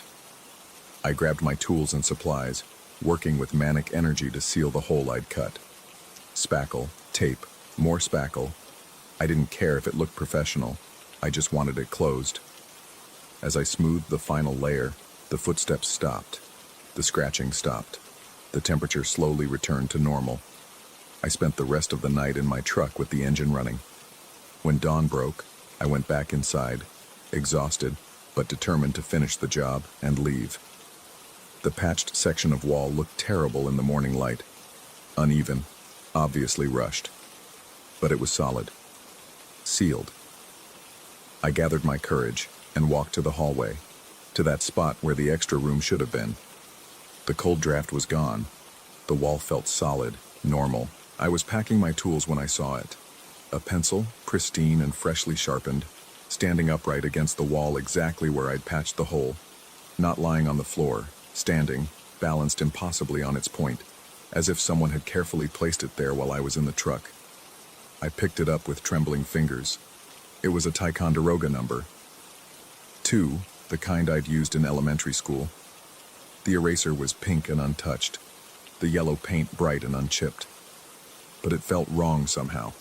Too heavy, too cold, as if it had been carved from stone and painted to look like wood. Without thinking, I brought it to paper and my hand began to move. I wasn't guiding it. The pencil seemed to pull my fingers along, sketching lines I didn't intend to make. A floor plan emerged on the page. The cabin again, but different. This time it showed not just one extra room, but several, spreading out like a tumor from the original structure. Rooms behind rooms. Spaces between spaces. An entire hidden architecture pressing against the boundaries of the visible house. I jerked my hand away, and the pencil fell, hitting the floor with a sound like breaking glass. When I looked down, it had shattered into powder, the same black graphite dust I'd found in the walls. The property company called that afternoon, asking about my progress. I told them I was nearly done, that I'd have everything ready in 2 more days. It was a lie. I'd already decided to leave, to forfeit my payment and never come back. But something in the property manager's voice stopped me. "The walls giving you any trouble?" she asked, and there was an odd emphasis on the word walls. I hesitated before answering. No more than expected. Good. The last 3 contractors had issues. Said they kept finding things that weren't on the original plans. Doors that led nowhere, rooms that shouldn't exist. Nonsense, of course. The blueprints are very clear about what's supposed to be there. Very clear, I echoed. Just stick to the plans, she said. Don't go looking for anything that isn't there. And whatever you do, don't open any walls you don't have to. The previous owner was eccentric. Did his own renovations without permits. We're still not sure what all he changed. After she hung up, I stood in the hallway again, staring at that too solid wall. The cold draft had returned, stronger now, and I could swear I heard something behind the drywall. Not scratching this time, but breathing. Slow, patient breathing, as if someone was standing on the other side, waiting. I lasted 2 more nights. Each time the scratching started, it grew longer, more elaborate.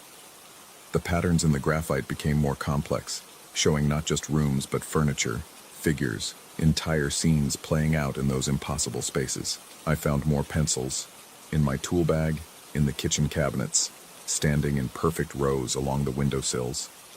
Each one shattered when I touched it, leaving behind that same black dust that was slowly coating everything in the cabin. On my last morning, I woke to find the wall I'd patched had changed.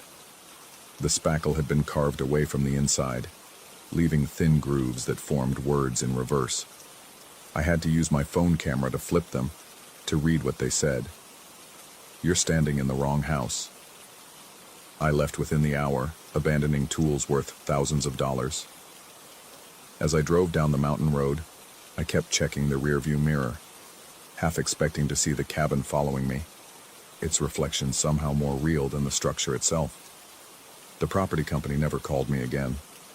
I didn't invoice them for the work I'd done. Sometimes I checked the rental listings, wondering if they ever finished the renovation, if some family is staying there now, sleeping peacefully in those rooms that exist only on one side of the mirror. But mostly I try not to think about it, especially late at night, when I'm alone in my apartment and I hear something that sounds like scratching in the walls. I tell myself it's the neighbors or the pipes or anything but what I know it really is. The sound of someone drawing maps to rooms that shouldn't exist, planning renovations for the houses we live in but never truly see. Last week I found a pencil on my nightstand, freshly sharpened, perfectly balanced on its point. I haven't touched it yet. I'm not sure I want to know what I might draw. Story 7. The rust-colored water that dripped from the ceiling of Millbrook Station had a rhythm to it. 3 drops, pause, 1 drop, pause, like Morse code from a drowning world. I'd been counting the pattern for 10 minutes now, crouched behind a pillar on the abandoned platform, watching the footprints in the dust multiply. They hadn't been there when I arrived. It started 3 days ago with that first visit. Urban exploration was supposed to be simple. Find abandoned places, document them, move on. The station had been closed since 1981, another casualty of budget cuts and declining ridership in small Pennsylvania towns. The chains on the entrance were more suggestion than barrier, and the recent graffiti told me I wasn't the first to slip through, but I was the first to hear the announcement. The speakers, caked with 40 years of grime and bird droppings, had crackled to life the moment my boots touched the platform. The voice that emerged was crisp, professional, utterly wrong. Last call. Last call for all passengers. Then nothing. The kind of nothing that feels heavier than silence, like the air itself had been evacuated. My water bottle, I'd checked it obsessively since then. The cap had vanished, not fallen off, not unscrewed, but absent as if it had never existed. The threads on the bottle's neck were smooth, manufactured that way. When I'd bought a new bottle that evening, comparing them side by side, the difference was undeniable. One made to be sealed, one made to remain forever open. The destination board had done its trick too. Mechanically impossible, the old flip display cards rotating without power, without sound, pointing to Millhaven, a town that sat precisely 180 degrees in the opposite direction. My GPS confirmed it later, drawing a perfect straight line through the station to a place I'd never heard of before that day. My watch, a reliable digital Casio I'd worn for years, now ran 11 minutes slow. Not 10, not 15, 11 exactly. No amount of resetting helped. It would sink, then drift, always landing 11 minutes behind the world. I'd started wearing a second watch on my other wrist, but seeing them side by side, one right, one wrong, made my skin crawl in ways I couldn't articulate. That's why I'd come back, and that's why I was now pressed against cold concrete, watching those footprints appear. They materialized in sets, always sets of 2, toes pointing toward the graffitied wall. The dust was thick enough that each impression was clear. Dress shoes mostly, some boots, a few that looked like heels. All of them cut off at the ball of the foot, as if the people making them had been standing on their toes, leaning forward, pressing their faces against the wall. I forced myself to photograph them, the camera's flash illuminating more than I wanted to see. Between the footprints were handprints, palms flat against the wall, fingers spread. Some overlapped. Some were small, delicate. Others were large enough to dwarf my own hands. All of them left the same message in the dust. They'd been pressing hard, trying to push through. The platform stretched for about 200 feet, and the prints covered every inch along the wall. Hundreds of them. My phone's battery, fully charged when I'd arrived, showed 31%. It had been 5 minutes. A sound made me stop counting footprints, the distant rumble of an approaching train. Impossible. The tracks were severed a quarter mile in each direction, bridges demolished, rails sold for scrap. But the rumble grew, and with it came a vibration through the concrete that rattled my bones. The fluorescent lights, dead for decades, flickered on. They illuminated a platform that wasn't abandoned.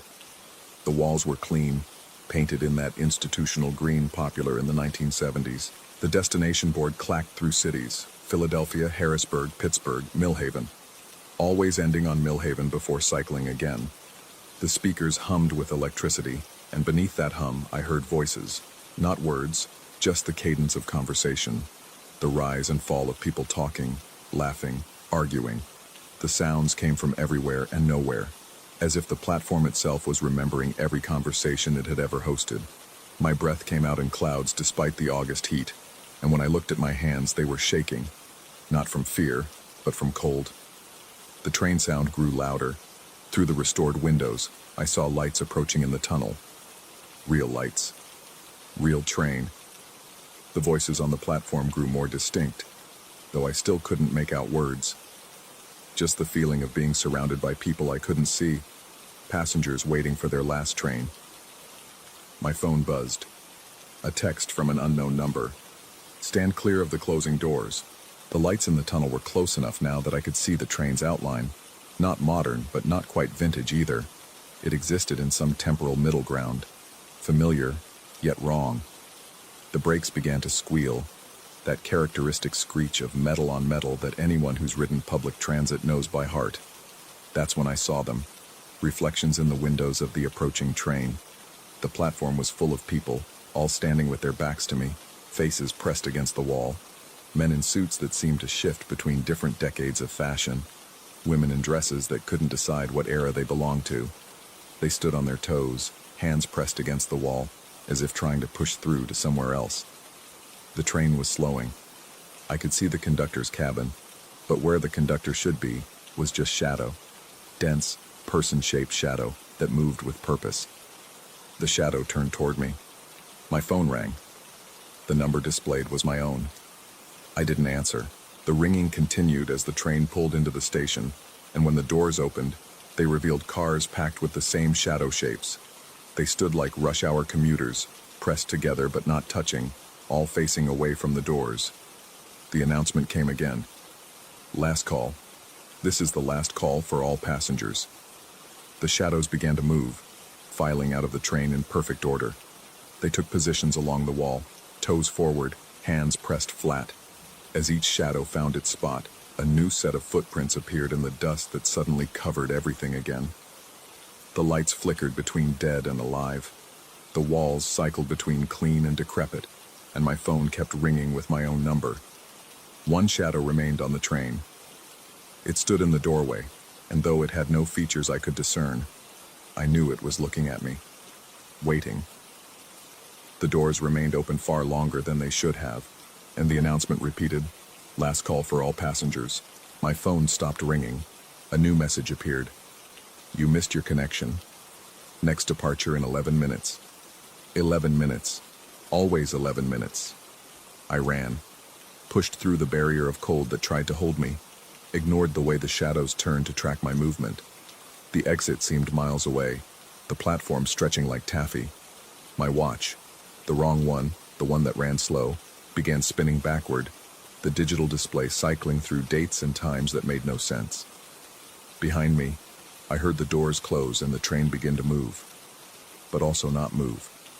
The sound Dopplered impossibly, as if the train was simultaneously arriving and departing, existing in both states at once.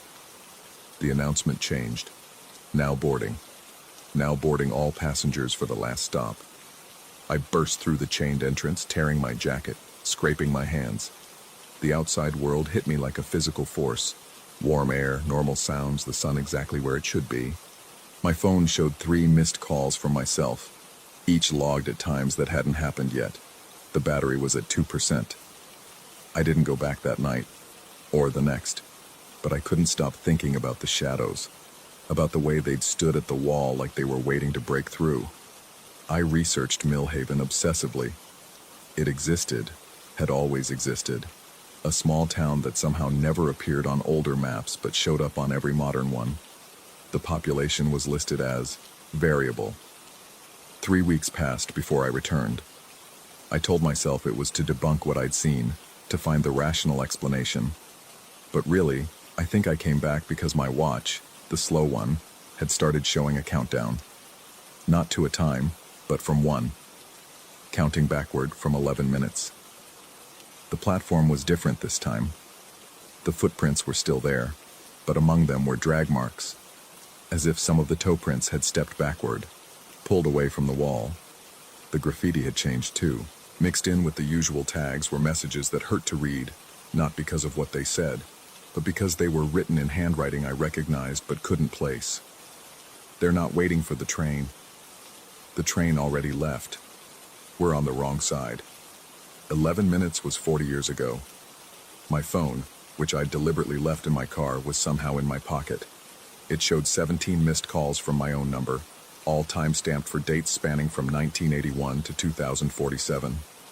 A text was half-typed on the screen. When you see yourself boarding, don't. The message cut off. The rumbling started again, but this time I realized it wasn't coming from the tunnels. It was coming from inside the wall where all those shadows had pressed themselves. The wall that, when I finally looked at it properly, wasn't a wall at all, but another platform, mirror reversed, extending into a space that shouldn't exist. The footprints weren't from people facing the wall. They were from people who'd turned around, walked backward out of something I couldn't see. The drag marks were from the ones who'd been pulled back through. My slow watch reached 0 and began counting up. The announcement came from everywhere at once. You are now boarding. You have always been boarding. You will board in 11 minutes. I understood then. The station wasn't abandoned. It was paused, stuck between its last day of operation and every day after. The shadows weren't waiting for a train. They were passengers who'd never gotten off, trapped in the moment between departure and arrival. And I'd been marked the moment I'd heard that first announcement, claimed by a schedule that existed outside of time. My phone rang again, my own number. This time I answered. The voice on the other end was mine, but older, tired, speaking from a place that echoed like the inside of a train car. Don't let yourself see the other platform. Don't look at the wall when the lights change, and whatever you do, don't be there when your watch sinks. The 11 minutes isn't a delay. It's how long you have left before. The line went dead. My regular watch, the one that had always kept perfect time, flickered. For just a moment, it showed the same time as the slow one. 11 minutes behind. Synchronized.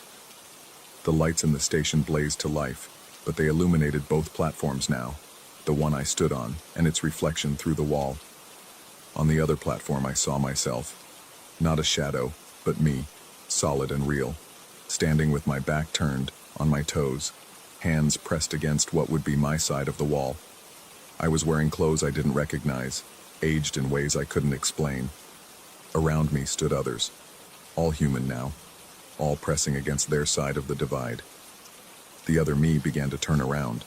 I ran again, but this time I could hear footsteps matching mine, 11 minutes out of sync, either far behind or far ahead. At the entrance, I turned back once. The platform was empty except for a single set of fresh footprints in the dust, toes pointing at the wall, cut off at the ball of the foot, exactly where I'd been standing. My phone had one final message. Check your ticket. In my pocket was a train ticket I'd never purchased, dated for tomorrow, 40 years ago. Departure, Millbrook Station. Destination, Millhaven. Duration, 11 minutes. Status, delayed. I've tried to destroy the ticket, burned it, shredded it, thrown it in rivers.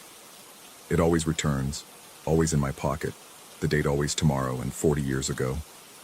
My watch still runs slow, and I've stopped trying to sync it. The phone calls from myself have stopped, but I know that's because I haven't made them yet. Or I already did. The worst part isn't the inevitability of it, knowing that someday I'll be standing on that other platform, pressing against the wall, trying to warn a younger version of myself who won't listen. The worst part is that sometimes, in reflections in store windows or puddles on the street, I see myself already there, 11 minutes behind or ahead, walking the same paths, living the same moments, just slightly out of phase. Last night I found a new message carved into my bathroom mirror, appearing when the steam from my shower condensed on the glass. It was in my handwriting. The train never stopped running.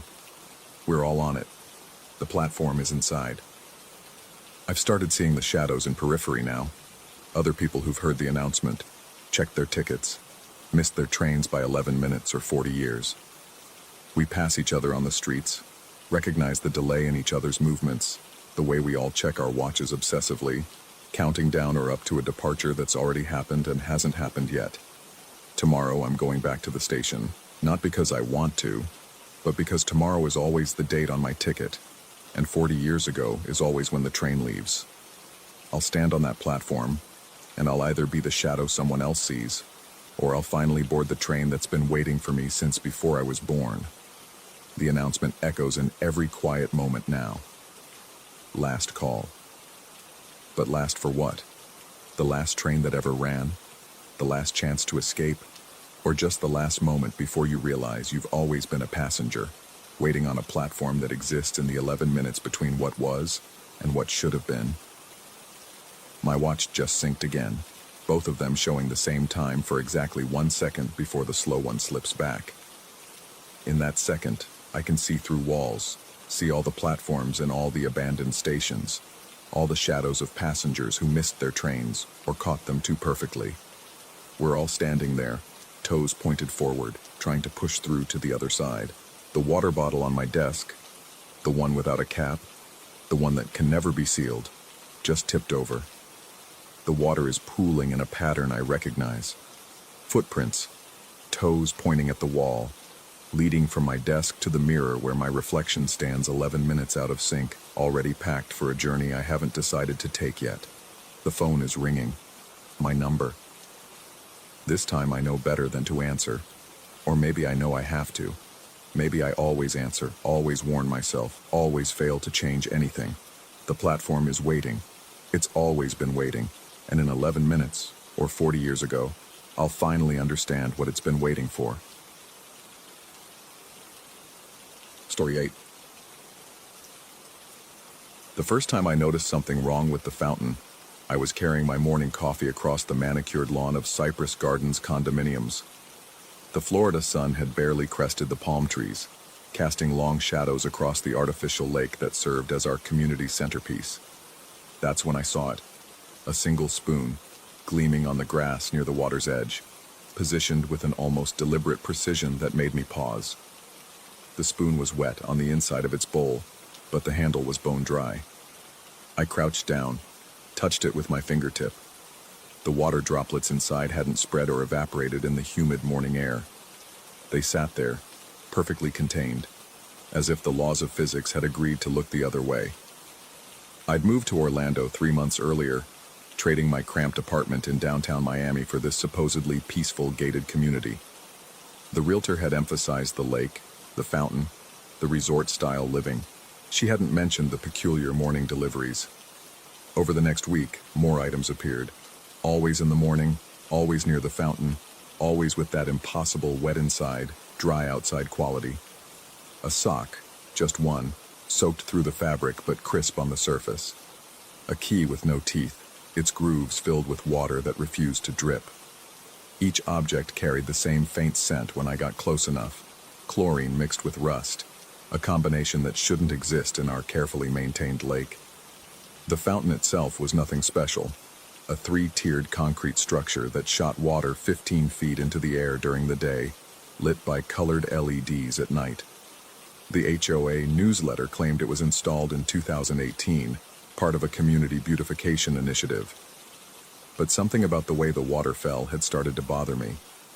If I watched long enough, I could swear the droplets occasionally moved upward for a fraction of a second before gravity remembered its job. I started documenting the items. Tuesday, a rubber duck, its hollow interior sloshing. Wednesday, a phone charger, the USB end pooling water that never quite leaked out. Thursday, a wallet, not mine, with all the cards and cash intact but saturated in that same chlorine rust water. I dried out the driver's license. The address was for Unit 4B in my own building, but when I checked with the management office, they insisted 4B had been vacant for 2 years. The property manager, a woman with practiced cheerfulness and acrylic nails that clicked against her tablet, dismissed my concerns. She suggested the items were probably blown in from other properties or left by maintenance crews. When I mentioned the water inside them, her smile tightened. "The fountain runs on a closed system," she said, as if that explained everything. "Very efficient, very clean. But I knew what I was seeing. And more troubling, I was starting to recognize some of the items. The rubber duck looked exactly like one I'd seen in my neighbor's window. The phone charger had the same crack in the plastic as mine, except mine was still plugged into my bedroom wall. I began watching the fountain at night. Not obviously. I'd sit on my balcony with a book, pretending to read while keeping one eye on the water. That's when I first saw the reverse flow. It happened around 2 a.m. The fountain's spray would suddenly pull inward, creating tiny whirlpools on the surface. The water would sink in perfect circles, each one about the size of a dinner plate, as if invisible objects were being pulled down through the surface. The sound was wrong too. Not the splash of water falling, but a peculiar sucking noise, like someone drinking through a straw in reverse. The next morning, I found my wallet on the grass. I knew it was mine before I even picked it up.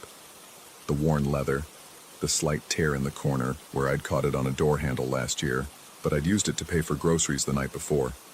It was sitting in my kitchen, on the counter, next to my keys. I ran back to my unit, my hands shaking. The wallet was gone from the counter. Only a small puddle of water remained, already evaporating in the air-conditioned air. Inside the returned wallet, everything was there. Credit cards, driver's license, the fortune from a Chinese restaurant that I'd kept for reasons I couldn't remember. All of it saturated with that chlorine rust water. The fortune, when I carefully unfolded it, was still legible. You will find what you have not yet lost. I stopped sleeping well after that. Every morning became a treasure hunt of dread.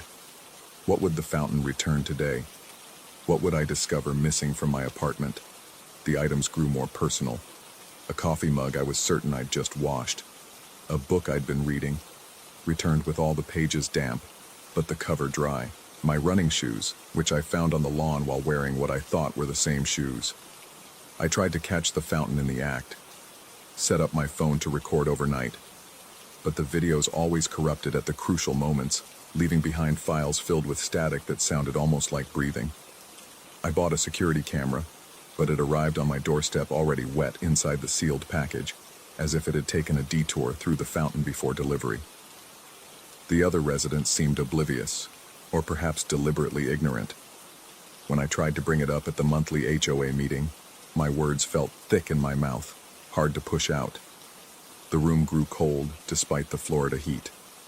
The board members stared at me with identical expressions of polite confusion, their heads tilted at the same angle like birds examining something curious, but ultimately dismissible.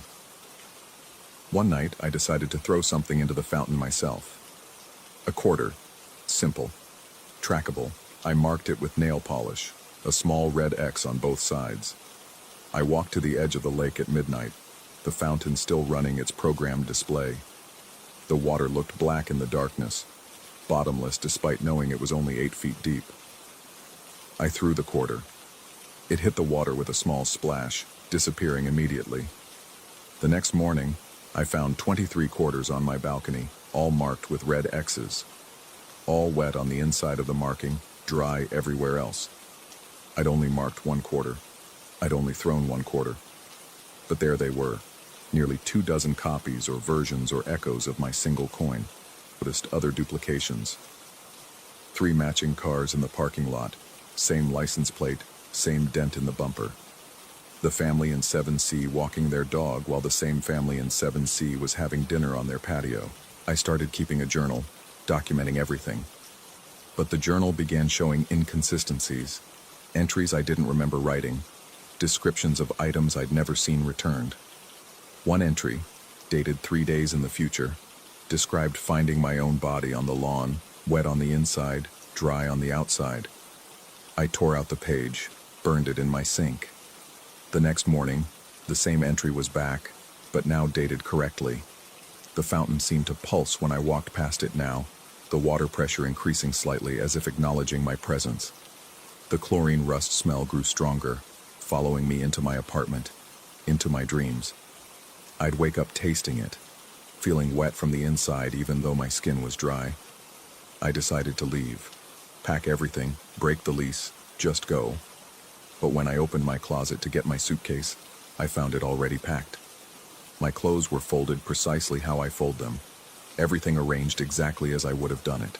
But the suitcase was wet inside, each piece of clothing damp with that familiar water. A note sat on top, written in my handwriting. Items lost will be returned. I unpacked the suitcase, hung everything back up. But the next morning, the packed suitcase was on the lawn by the fountain. This time, there were two of them, both wet inside, both containing my entire wardrobe. I now had doubles of everything I owned, all of it wrong in that specific wet-dry way. The property manager stopped returning my calls. When I went to the office, a different woman sat at the desk, wearing the same outfit, the same acrylic nails, but with a face I didn't recognize. She smiled that same practiced smile and told me there had never been another property manager. It had always been her.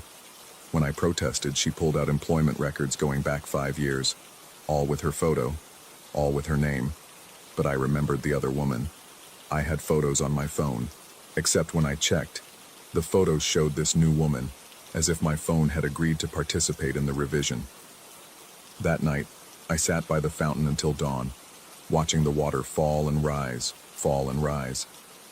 Sometimes I could see things in the spray, fragments of objects that hadn't been returned yet, or maybe that had been returned too many times. A flash of metal that might be keys, a flutter of fabric that could be anyone's shirt. Once I swear I saw my own face in the water, looking up at me from below, mouth open as if trying to warn me about something. The next morning, there was a new note under my door. Not slipped under, the paper was somehow under the door itself, as if it had been placed there when the door was installed. The same message as before. Items lost will be returned. But this time, there was an addition. Items returned will be lost. I understood then, or thought I did. The fountain wasn't just returning things. It was trading them. For every item that appeared on the lawn, something was being pulled down through those reverse whirlpools. But what was being pulled wasn't just objects. It was versions, possibilities. The quantum detritus of choices unmade and paths not taken. I found my driver's license on the lawn this morning. I'm still carrying it in my wallet. I checked. It's there, dry and normal. But the one on the lawn is wet inside, and the photo shows me smiling. I never smile in photos. This version of me, the one that smiled for the DMV camera, the one whose license is wet with impossible water. Where is he now? Did the fountain take him when it returned his ID? Or was he always down there, waiting in that chlorine rust depths for his chance to surface? I've started seeing him sometimes, in windows, in mirrors, always just at the edge of perception. He's usually wet, but only on the inside.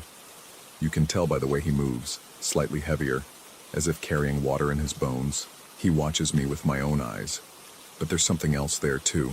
A knowledge maybe, or a warning. The fountain runs all night now, even though the timer should shut it off at 10. The HOA insists it's always run all night. The residents agree. They've started leaving things by the edge of the lake. Offerings maybe, or bait. Wedding rings, photo albums, keys to cars that don't exist in our parking lot. Each morning, different versions return. Wet inside, dry outside, smelling of chlorine and rust. I want to leave, but I find myself walking to the fountain each morning instead, checking for new items, checking for pieces of myself I haven't lost yet. My coffee mug was there again today, the third one this week. I have a cabinet full of identical mugs now, all wet inside, all wrong in exactly the same way. Tomorrow, I think I'll throw something more significant into the fountain. Maybe my keys, or my phone, or that journal full of entries I didn't write.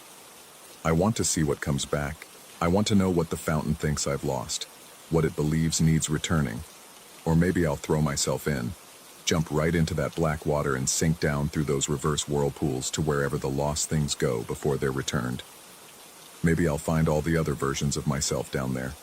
The ones who smiled in photos. The ones who chose different apartments, different cities, different lives. All of us wet on the inside, waiting to be returned to lawns we've never seen, bearing our impossible water like evidence of places that don't quite exist. The fountain knows something I don't, or maybe it knows something I used to know but have lost. Either way, It keeps returning things, and I keep finding them, and somewhere in between the losing and the finding, reality has developed a leak.